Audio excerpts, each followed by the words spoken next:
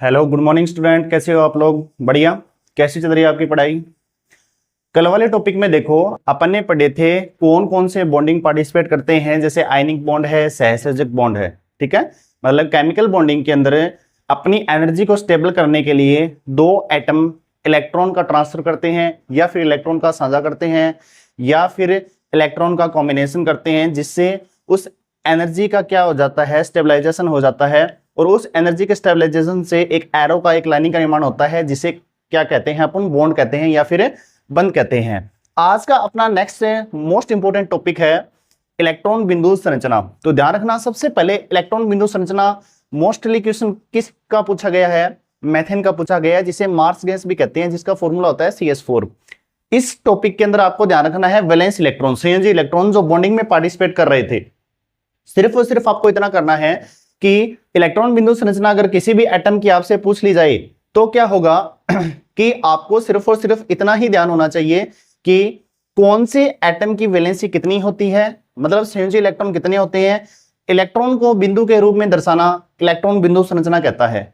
क्या कहलाता है? इलेक्ट्रॉन को बिंदु के रूप में दर्शाना। तो सबसे पहले इलेक्ट्रॉन बिंदु संरचना के अपन क्या लिखेंगे? इलेक्ट्रॉन को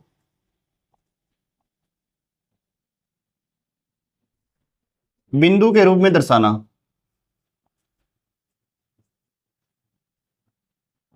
इलेक्ट्रॉन को बिंदु के रूप में दर्शाना।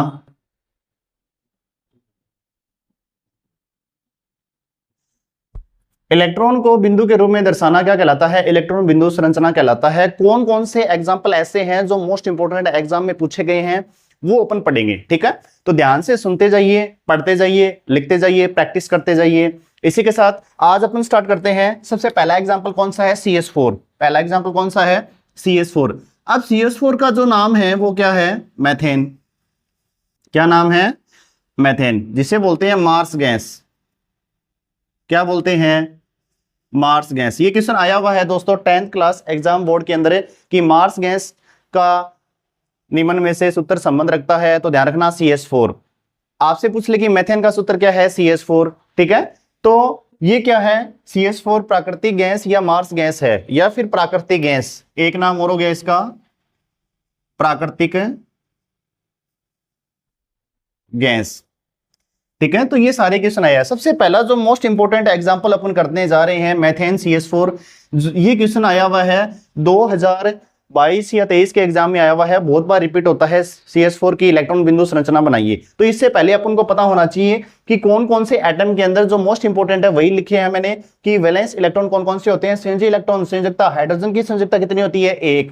कार्बन की वैलेंसी मतलब संयोजकता कितनी होती है? 4। ये क्वेश्चन बहुत बार एग्जाम में आया हुआ है। चैप्टर नंबर 4 से क्वेश्चन की कार्बन की संयोजकता निम्न में से है। तो ध्यान रखना 4 होती है, क्योंकि 4 कैटायन बनाने की प्रवृत्ति भी रखता है और एनायनिक पार्टिकल बनाने की भी प्रवृत्ति रखता है। इसी वजह से स्टेबल होने के लिए वो 4 इलेक्ट्रॉन का दान भी कर सकता है और 4 इलेक्ट्रॉन ग्रहण भी कर सकता है। और ग्रहण कब करेगा? जब उसको नियोन अक्रिय गैस विन्यास प्राप्त करना है तब ग्रहण करेगा।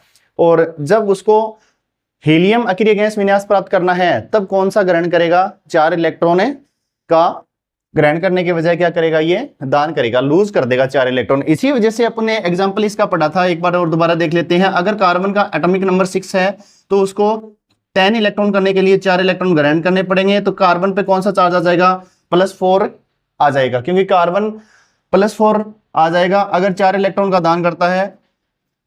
और अगर 4 इलेक्ट्रॉन ग्रहण करता है तो कौन सा चार्ज आ जाएगा? -4 आ जाएगा। अगर मान लो यही प्रॉपर्टीज के अंदर अगर कार्बन का एटॉमिक नंबर 6 है और वो 4 इलेक्ट्रॉन क्या करना चाहता है? दान। और 4 इलेक्ट्रॉन दान करना चाहता है तो 4 इलेक्ट्रॉन की कमी हो गई। तो कार्बन क्या है? कितना, कौन सा चार्ज रखेगा? +4 रखेगा। कौन सा चार्ज रखेगा? +4। और जैसे ही +4 रखेगा तो ये कौन सा अक्रिय गैस विन्यास प्राप्त कर लिया? हीलियम अक्रिय गैस। हीलियम अक्रिय गैस विन्यास। और इस एटम ने कौन सा अक्रिय गैस विन्यास प्राप्त कर लिया? नियोन अक्रिय गैस विन्यास। तो ध्यान रखना, एक बार दोबारा रिपीट करते हैं कि अगर कार्बन एनायनिक प्रवृत्ति रखता है, ऋणायनिक प्रवृत्ति रखेगा, तो कार्बन का देखो एटॉमिक नंबर होता है 6। उससे आगे वाली अकेरिया गैस देखनी है, क्योंकि इलेक्ट्रॉन की दिखता किसको शो करती है, नेगेटिविटी को। अगर नेगेटिविटी को शो करती है इसका मतलब 4 इलेक्ट्रॉन जैसे ही वो ग्रहण करेगा तब वो क्या बनाएगा, ऋणायन बनाएगा, और कार्बन पे कौन सा चार्ज आएगा दोस्तों, -4 आएगा। ठीक है, अगर मान लो कार्बन पे +4 चार्ज आ रहा है, इसका मतलब +4 है, मतलब धनायन है। धनायन कब है, तब लॉस ऑफ इलेक्ट्रॉन करता है। जब वो लॉस ऑफ इलेक्ट्रॉन करेगा तब वो क्या करेगा, इलेक्ट्रॉन की कमी महसूस करेगा, और कौन सा चार्ज खुद पे लेके आएगा, +4 लेके आएगा दोस्तों। और +4 मतलब कौन सा अक्रिय गैस विन्यास प्राप्त किया है, हीलियम अक्रिय गैस विन्यास प्राप्त किया है। ठीक है, तो ये बेसिक अपने कार्बन +4 और कार्बन -4 वाला एक कंसेप्ट पढ़ा था पीछे के, आप लेक्चर में देख सकते हो, स्पेशल केस देखा था। अब इसके बाद में देखो नाइट्रोजन की वैलेंसी कितनी होती है, 5, ऑक्सीजन की कितनी होती है, 6 होती है। इसके बाद में सोडियम की 1 और क्लोरीन की कितनी होती है, 7, और सल्फर की कितनी होती है, 6। और जिन पे स्टार मार्क कर रखा है जैसे हाइड्रोजन, कार्बन, ऑक्सीजन और सल्फर, ये सारे के सारे क्वेश्चन के अंदर आए हुए हैं। जैसे सल्फर है, सल्फर 8 अगर साइक्लिक कंपाउंड बनाता है, चक्रीय बनाता है, एक रिंग साइकिल बनाता है, इसका मतलब क्या है, वो सल्फर 8 की इलेक्ट्रॉन बिंदु संरचना बहुत बार एग्जाम में क्वेश्चन आया हुआ है। एक मेथेन की आई हुई है, एक एथीन और एथेन का, और कार्बन डाइऑक्साइड, ये इलेक्ट्रॉन बिंदु संरचना एग्जाम में बहुत बार रिपीट होते हैं। तो आज देखो सबसे पहले एग्जांपल में अपन ने क्या पढ़ा है, CH4। CH4 के अंदर सबसे पहला क्या है, कार्बन की संयोजकता पता होनी चाहिए। कार्बन की संयोजकता कितनी है, यहाँ पे देखो कार्बन की संयोजकता लिख रखी है, 4 लिख रखी है। अगर 4 लिख रखी है मतलब 4 इलेक्ट्रॉन पार्टिसिपेट चाहिए उसको अपना अष्टक पूर्ण करने के लिए। अष्टक पूर्ण क्या है कि +1 के अंदर एक ऐसा कंसेप्ट है जिसमें साइंटिस्ट लोगों ने क्या किया कि कोई भी कंपाउंड फॉर्म में अगर कोई एटम स्टेबल होना चाहता है तो वो 8 इलेक्ट्रॉन की स्टेबिलिटी रखेगा, इलेक्ट्रॉन ट्रांसफर करके या फिर बॉन्डिंग में पार्टिसिपेट करके। ठीक है, तो इस बात का ध्यान रखना, 8 इलेक्ट्रॉन होनी चाहिए। और CH4 में कार्बन है, कार्बन अपन ने लिख दिया, इसकी वैलेंसी कितनी होती है, 4, तो 4 इलेक्ट्रॉन दर्शा दिए। कितने इलेक्ट्रॉन दर्शा दिए, 4। ध्यान रखना, कार्बन की संयोजकता अगर 4 है तो कितने इलेक्ट्रॉन दर्शा दिए, 4। इसका मतलब कौन सा कंसेप्ट पढ़ रहे हैं अपन, कार्बन की इलेक्ट्रॉन बिंदु संरचना पढ़ रहे हैं। ठीक है, इसके बाद देखो हाइड्रोजन कितने हैं, 4, तो 4 हाइड्रोजन जोड़ दिए। कितने जोड़ दिए, 4 है हाइड्रोजन जोड़ दिए। अगर 4 हाइड्रोजन जोड़ दिए तो प्रत्येक हाइड्रोजन के पास नंबर ऑफ इलेक्ट्रॉन कितने हैं स्टूडेंट, कितने हैं, 1 है। पर 4 हाइड्रोजन है, प्रत्येक हाइड्रोजन के पास 1 इलेक्ट्रॉन है, क्योंकि बेचारा 1 नंबर पे ही आता है। ठीक है, तो इसका मतलब ये वह 4 इलेक्ट्रॉन ये रहे। अब यहां पे देखिए जरा, अब यहां पे सबसे पहले क्या करते हैं अपन, 4 इलेक्ट्रॉन तो ये रहे अंदर वाले और 4 ही बाहर वाले। इसका मतलब ये CH4 कंपाउंड बनाने के लिए, संरचना बनाने के लिए अपना 8 इलेक्ट्रॉन का पार्टिसिपेशन कर रहा है। कार्बन के तो 4 हो गए और 4 ही क्या हो गए, हाइड्रोजन के। इसका मतलब ये जो हाइड्रोजन के 4 हैं, ठीक है, ये जो हाइड्रोजन के 4 हैं ये रहे, ये किसके साथ कंपाउंड फॉर्म कर रहे हैं, कार्बन के सेंट्रल एटम के वैलेंस इलेक्ट्रॉन के साथ। तो इसका मतलब ये क्या बन गया, इलेक्ट्रॉन बिंदु संरचना। ठीक है, आप ऐसे बना के आ सकते हो, लेकिन ध्यान रखना जितने वैलेंस इलेक्ट्रॉन है प्रत्येक एटम के उतने ही दर्शाने हैं, गलती से एक्स्ट्रा डॉटेड नहीं लगाने हैं। इलेक्ट्रॉन को डॉटेड के रूप में शो करना क्या कहलाता है, इलेक्ट्रॉन बिंदु संरचना कहलाता है। अब एक तरीका और है इसका एग्जाम के अंदर, तो आप ऐसे भी बना के आ सकते हो बॉन्डिंग वाला, और इसके अंदर इलेक्ट्रॉन दर्शा के आ सकते हो। ठीक है, जैसे ऐसे बनाया मैंने। इसके अंदर देखिए जरा ध्यान से देखना कि प्रत्येक कार्बन के साथ जो हाइड्रोजन एटम है उसके 1-1 इलेक्ट्रॉन है, 1-1 इलेक्ट्रॉन दर्शा दिए। ठीक है, और कार्बन की वैलेंसी कितनी है, 4। कार्बन की वैलेंसी कितनी है, 4। तो 4 ही जो रेड मार्कर से मैंने सेंट्रल एटम कार्बन को डिनोट किया है इलेक्ट्रॉन, वैलेंस इलेक्ट्रॉन को, तो 4 इलेक्ट्रॉन ऐसे दर्शाने हैं और 4 ही ऐसे दर्शाने हैं। तो ये क्या हो गई, इलेक्ट्रॉन बिंदु संरचना हो गई। इसमें ये होता है कि कंसेप्ट की आपके द्वारा जो इलेक्ट्रॉन डॉटेड के रूप में दर्शाए गए हैं वो क्लियर रूप से दिखाई देते हैं। अगर आप डॉटेड वैसे दर्शाओगे बिना बॉन्डिंग के तो हो सकता है कि गलती से जल्दबाजी में एक डॉटेड और लग जाए। ठीक है, तो ये कंसेप्ट आप ध्यान रखना। इसके अंदर देखो कितने सहसंयोजक बंध है। अब सहसंयोजक बंध अपने पहले वाले लेक्चरों में पढ़े थे कि इलेक्ट्रॉन के साझा सह संयोजक मतलब सह मतलब साथ, संयोजक मतलब एक साथ। ठीक है, 2 एटम ऐसे हैं जो एक साथ अपना पार्टिसिपेशन कर रहे हैं। एक एटम के पास 1 इलेक्ट्रॉन है, दूसरे के पास भी क्या है, 1 इलेक्ट्रॉन है, मतलब 1-1 इलेक्ट्रॉन का साझा कर रहे हैं। फिर 2-2 इलेक्ट्रॉन का करेंगे, कोई ऐसा मॉलिक्यूल होगा, या फिर 3-3, जैसे H2 अणु वाला पढ़ा था, 1-1 इलेक्ट्रॉन दोनों पार्टिसिपेट हाइड्रोजन के कर रहे हैं। ऑक्सीजन वाले में, ऑक्सीजन जो मॉलिक्यूल है, अणु है, उसमें ऑक्सीजन के कितने परमाणु हैं, 2 परमाणु है। अगर 2 परमाणु हैं तो प्रत्येक ऑक्सीजन की वैलेंसी कितनी होती है, प्रत्येक ऑक्सीजन की वैलेंसी कितनी होती है, 6-6। तो ये क्या करेगा, 2 इलेक्ट्रॉन और चाहिए उसको नियोन अक्रिय गैस विन्यास प्राप्त करने के लिए, तो वो क्या करेगा, अपना अक्रिय गैस नियोन प्राप्त करेगा, और नियोन प्राप्त करने के लिए 2 इलेक्ट्रॉन ही चाहिए। तो इसी वजह से ऑक्सीजन पे 2 नेगेटिव आता है। इसी वजह से क्या आता है 2 नेगेटिव आता है, वो कंपाउंड फॉर्म में शो करने के लिए, संरचना बनाने के लिए डबल बॉन्ड बनाता है। और इसी तरीके से नाइट्रोजन का पढ़ा था, ठीक है, सहसंयोजक बंध, एकल बंध, द्विबंध, त्रिबंध, पहले वाले लेक्चर में आप देख सकते हो। तो इसके अंदर सहसंयोजक बंधों की संख्या कितनी है? 4 सहसंयोजक बंध कितनी है? 4। ध्यान रखना ये क्वेश्चन आया हुआ है, सहसंयोजक बंध कितनी है इसके अंदर है? 4, क्योंकि एक हाइड्रोजन का आइटम के पास 1 इलेक्ट्रॉन है, कार्बन के 1 इलेक्ट्रॉन के साथ पार्टिसिपेट किया है, और दूसरे और तीसरे और चौथे जो हाइड्रोजन के एटम है उन्होंने भी 1-1 इलेक्ट्रॉन के कार्बन के साथ पार्टिसिपेट किया है। इसी वजह से ही इलेक्ट्रॉन का समांतर रूप से प्रत्येक एटम के साथ साझा हो रहा है, और क्या कहला रहा है? सहसंयोजक बंध। और कितने बॉन्डिंग बना रहे हैं? कितने बॉन्डिंग? 4। तो सहसंयोजक बंधों की संख्या कितनी है? 4 है। तो ये क्वेश्चन बहुत बार एग्जाम में आया है। इसी तरीके से CO2 का देखते हैं अपन, कौन सा दूसरा एग्जाम्पल है? CO2।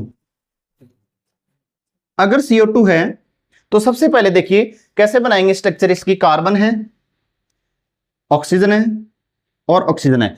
आप जब भी एग्जाम में स्ट्रक्चर बनाओ या संरचना बनाओ कोई भी कंपाउंड फॉर्म भी, तो आप सेंट्रल एटम को ढूंढो सबसे पहले। सेंट्रल एटम मतलब केंद्रीय परमाणु। केंद्रीय परमाणु वो होगा जो बेचारा अकेला बैठा होगा, सिर्फ और सिर्फ क्या होगा? अकेला। अकेला कौन सा है इसके अंदर? देखो CO2 है, CO2 में अकेला कौन है? कार्बन। तो कार्बन यहाँ पे क्या है? सेंट्रल एटम, तो बीच में रख दिया इसको। और 2 ऑक्सीजन है तो आजू बाजू में क्या लिख दिए? 2 ऑक्सीजन। अब देखो जरा, अब क्या पता होना चाहिए आपको? कार्बन की संयोजकता या वैलेंसी पता होनी चाहिए। क्या होती है कार्बन की संयोजकता? कार्बन की संयोजकता होती है 4। यहाँ पे लिख रखा है देखो, कार्बन की संयोजकता कितनी होती है? 4। और ऑक्सीजन की कितनी होती है? 6। तो जितनी संयोजकता है, जितनी वैलेंस इलेक्ट्रॉन है, जितनी वैलेंसी है, उसको क्या दर्शाना है? इलेक्ट्रॉन के रूप में। ये तो इलेक्ट्रॉन बिंदु संरचना है। देखो जरा बोर्ड पे ध्यान दो सारे गांव वालों। इसके बाद देखो कार्बन है, कार्बन की वैलेंसी कितनी है? 4। तो ये 4 हो गई, ठीक है। ऑक्सीजन एटम की कितनी है? 6। तो 2-2 इलेक्ट्रॉन है, ठीक है। 3 युग्म बना लिए। इलेक्ट्रॉन के कितने युग्म हो गए? 3। 2 और 2 4, 2 6, 2 और 2 4, 2 6, और इसकी वैलेंसी कितनी है? 4। अब देखो, अब पार्टिसिपेट कैसे करेंगे? कार्बन है, कार्बन को चाहिए कितने इलेक्ट्रॉन है? अपना जो ऑक्टेट पूर्ण करने के लिए कितने इलेक्ट्रॉन चाहिए कार्बन को? देखो 4 तो इसके पास है ही, 4 है, 2 इससे ले लेगा, 2 इससे ले लेगा, कितने हो जाएंगे? 8 हो गए। इसका मतलब देखो, इसका मतलब ये हुआ कि अगर बॉन्डिंग में इलेक्ट्रॉन पार्टिसिपेट कर रहे हैं तो वो क्या कहलाते हैं? बंध युग्म, ठीक है। Bonding electron. जो बॉन्डिंग में इलेक्ट्रॉन पार्टिसिपेट नहीं कर रहे हैं स्टूडेंट, वो क्या कहलाते हैं? नॉन बॉन्डिंग इलेक्ट्रॉन, मतलब है अबंधित इलेक्ट्रॉन, बंधे हुए नहीं है वो किसी से। अगर बंधे हुए नहीं है तो अगर युग्म के रूप में बंधे हुए नहीं है तो 2-2 इलेक्ट्रॉन है एक युग्म में, तो 2-2 इलेक्ट्रॉन उसे बोलते हैं लोन पेयर। क्या बोलते हैं? लोन पेयर बोलते हैं। देखो जरा इसके अंदर देखो, सबसे पहले अपन क्या बनाते हैं? बॉन्डिंग बनाते हैं। तो यहां पे देखो ऑक्सीजन है, ऑक्सीजन कितने पे आती है? कितने पे आती है? 8 पे आती है। एटॉमिक नंबर परमाणु क्रमांक इसका ऑक्सीजन का कितना है? 8। अब इसको क्या चाहिए? इसको अपना अकेले गैस नियोन प्राप्त करने के लिए कितने इलेक्ट्रॉन और चाहिए? 2 चाहिए, तभी तो ऑक्सीजन पे 2 नेगेटिव आता है। 2 नेगेटिव आता है तो इस एटम को स्टेबल करेंगे तो ये क्या करेगा? 2 इलेक्ट्रॉन ढूंढेगा। ये कार्बन के 2 इलेक्ट्रॉन हो रहे, जैसे ही 2 इलेक्ट्रॉन ढूंढेगा इसका मतलब ये हुआ कि ये बॉन्डिंग में पार्टिसिपेट कर रहे हैं, और क्या बना लेगा? ये डबल बॉन्ड बना लेगा। क्या बना लेगा? Double bond. इसके बाद इसी ऑक्सीजन को देखें, इस ऑक्सीजन को क्या चाहिए? इस ऑक्सीजन को 2 इलेक्ट्रॉन चाहिए। किसके पास नजर आ रहे हैं? कार्बन के पास। अगर कार्बन के पास नजर आ रहे हैं तो ये क्या बना लेगा? 2 इलेक्ट्रॉन के साथ है क्या कर लेगा? साझा कर लेगा, ठीक है। मैं इधर लिख रहा हूं ये रफ करके, ये रहे 2 इलेक्ट्रॉन इसके,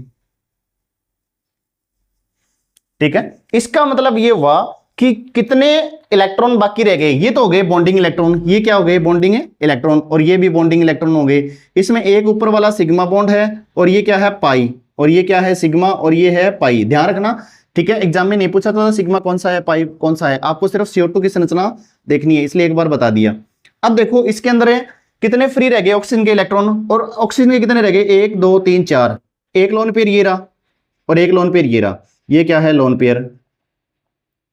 ये भी लोन पेयर, और ये क्या है? बॉन्ड पेयर हो गए, बॉन्ड आ गए तो ये भी क्या है? लोन पेयर, और ये भी क्या है? Lone pair. अब कई बार आ जाता है कि CO2 के अंदर बंधों की संख्या या फिर अबंधित इलेक्ट्रॉनों की संख्या कितनी है? बंधित इलेक्ट्रॉनों की संख्या कितनी है? देखो जितने बंध युग्म बने हैं 1 2 3 4, ठीक है, 4 है। और अबंधित इलेक्ट्रॉन की संख्या 1 2 3 4, मतलब 4 लोन पेयर है और 4 ही क्या है? Bond pair. 4 लोन पेयर और 4 ही क्या है, बॉन्ड पेयर। लोन पेयर मतलब अबंधित इलेक्ट्रॉन, और ये क्या है, बंधित इलेक्ट्रॉन। ठीक है, आपको सिर्फ CO2 की संरचना आ जाए तो ये बॉन्डिंग और इलेक्ट्रॉन ही दर्शानी है, लोन पेयर नहीं दर्शानी है, एक बार समझाने के लिए बताया है। ठीक है, इसके बाद में देखो एग्जांपल कौन सा है, इसके अंदर देखो अष्टक पूर्ण करते हैं। कैसे करोगे, 6 इलेक्ट्रॉन तो एक ऑक्सीजन के हो गए, 2 ये रहे, तो इसका इस आयन का क्या हो गया, अष्टक पूर्ण हो गया। 6 इसके, 2 इसके, 8 इलेक्ट्रॉन। इसके बाद में देखो आपके पास सेंट्रल एटम कार्बन है, इसका ऑक्टेट कंप्लीट करने के लिए कितने इलेक्ट्रॉन चाहिए, 4। 4 तो इसके पास है, बेचारे के पास। अगर 4 इसके पास है तो कितने इलेक्ट्रॉन चाहिए, 4 और चाहिए। 2 इससे लेगा, 2 इससे लेगा, क्योंकि बीच में आ गया।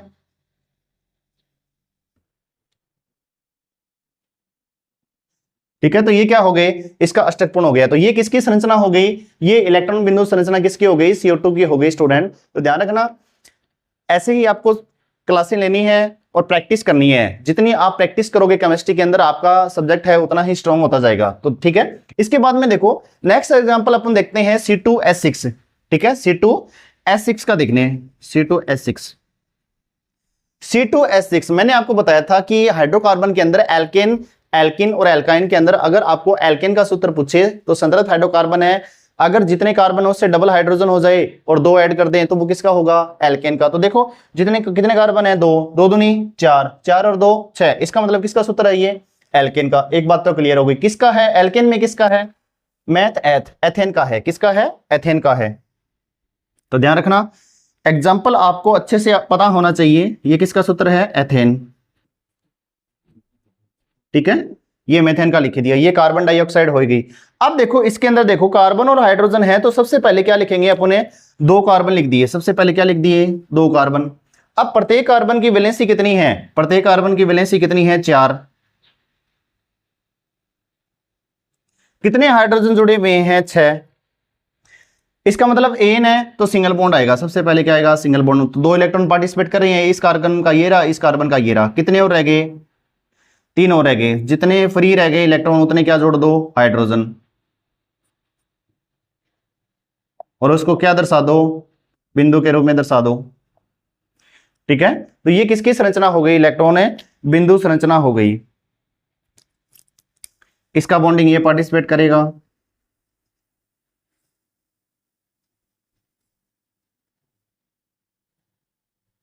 तो ये क्या हो गई, ये तो हो गई एथेन की संरचना। और एथेन की संरचना में अपने जितने इलेक्ट्रॉन बिंदु के रूप में दर्शाए हैं वो क्या कहला रहे हैं, इलेक्ट्रॉन बिंदु संरचना कहला रहे हैं। जैसे इस हाइड्रोजन का 1 इलेक्ट्रॉन ये रहा, इस हाइड्रोजन का 1 इलेक्ट्रॉन ये रहा, इस हाइड्रोजन का ये। ठीक है, ये सारे के सारे क्या है, इलेक्ट्रॉन को बिंदु के रूप में ही दर्शाना है। आप उनको वैलेंसी आपको पता होनी चाहिए, इस वजह से क्या है, आपको इलेक्ट्रॉन बिंदु संरचना आने लग जाएगी। ठीक है, तो ये क्या है, इलेक्ट्रॉन बिंदु संरचना। आप डायरेक्ट ऐसे बना सकते हो, कार्बन 2 लिखे हैं, फिर हाइड्रोजन है, फिर हाइड्रोजन 4, कितने हाइड्रोजन जोड़ दें, 3 3। ठीक है, ये सारे के सारे इलेक्ट्रॉन बिंदु संरचना है। ये भी बना के आ सकते हो आप, बॉन्डिंग वाला नहीं बनाना चाहो। अब देखो जरा, अब इसके पास में क्या है, अब इसके पास में सेंट्रल एटम में वैलेंसी है 4 4, तो कितने और चाहिए, कितने और चाहिए, 4 ही चाहिए, 1 2 3 4। तो ये कार्बन क्या करेगा, अपना अष्टक पूर्ण करेगा। कैसे करेगा कि ये देखो 4 इलेक्ट्रॉन है, 4 इलेक्ट्रॉन ये रही, ये कार्बन अष्टक पूर्ण करेगा तो ये रही। ठीक है, क्योंकि सिंगल बॉन्ड आ रहा है ना, तो ये क्या हो गया, अपना अष्टक पूर्ण हो गया। ठीक है, ये बता रखा है वो क्या है, अष्टक वाला।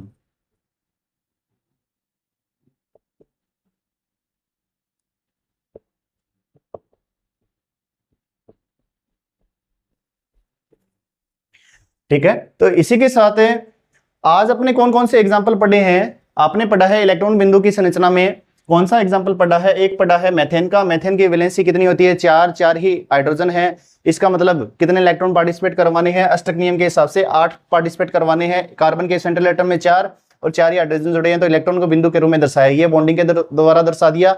और ये संयोजकता कितनी है, इसकी 4 है कार्बन की और 4 ही हाइड्रोजन पार्टिसिपेट कर रहे हैं, तो सहसंयोजक बंधों की संख्या कितनी है, 4। और CO2 की मोस्ट इंपॉर्टेंट आपसे पूछी जाएगी कि CO2 की इलेक्ट्रॉन बिंदु संरचना बनाइए, तो ऐसे आपको बनानी आनी चाहिए। ठीक है, कार्बन कितने बॉन्ड बना रहा है, दोनों ऑक्सीजन के साथ डबल बॉन्ड बना रहा है। ठीक है, क्योंकि कार्बन की वैलेंसी 4 है, ऑक्सीजन की 6 है। तो ये अपना ऑक्टेट कंप्लीट करने के लिए कितने इलेक्ट्रॉन चाहिए? इस ऑक्सीजन को 2, तो ये कार्बन से लेगा। इसको कितने चाहिए? 2, तो ये इस कार्बन से लेगा। और सेंट्रल एटम के पास कितने इलेक्ट्रॉन है? Valence electron 4। अगर 4 है तो इसका मतलब हो गया कि कितने और इलेक्ट्रॉन चाहिए? 4 ही चाहिए। अगर 4 ही चाहिए स्टूडेंट, तो किस किस से लेगा? 2 इलेक्ट्रॉन ऑक्सीजन एक से लेगा और दूसरा ऑक्सीजन के साथ 1 इलेक्ट्रॉन लेगा। तो इसका मतलब अपना अष्टक पूर्ण कर लेगा। तो ध्यान रखना, सिर्फ और सिर्फ क्वेश्चन आपसे पूछा जाएगा कि CO2 की इलेक्ट्रॉन बिंदु संरचना बनाइए, ठीक है। तो आप ऐसे बना के आ सकते हो कि इलेक्ट्रॉन को, उनकी वैलेंसी को, इनकी वैलेंस सेल इलेक्ट्रॉन को संयोजकता के रूप में दर्शा सकते हो, ठीक है। तो इसी के साथ आज की क्लास यहीं पे समाप्त होती है। नेक्स्ट जो एग्जांपल है, नेक्स्ट वीडियो लेक्चर में आपको मिलेगा C2H4 और H8। H8 की मोस्ट इंपोर्टेंट रिएक्शन है, ठीक है, जो साइक्लिक कंपाउंड बनाती है इलेक्ट्रॉन बिंदु संरचना में, वो मोस्ट इंपोर्टेंट है, इसलिए उसका अलग से लेक्चर आपको मिलेगा। तो वीडियो को अच्छे से देखें, लाइक शेयर सब्सक्राइब जरूर कीजिए और इसी तरीके से बेहतर तरीके से मन लगा कर पढ़ते रहिए, प्रैक्टिस करते रहिए, ठीक है, और लाइफ को इंक्रीमेंट करते रहिए। थैंक यू, धन्यवाद।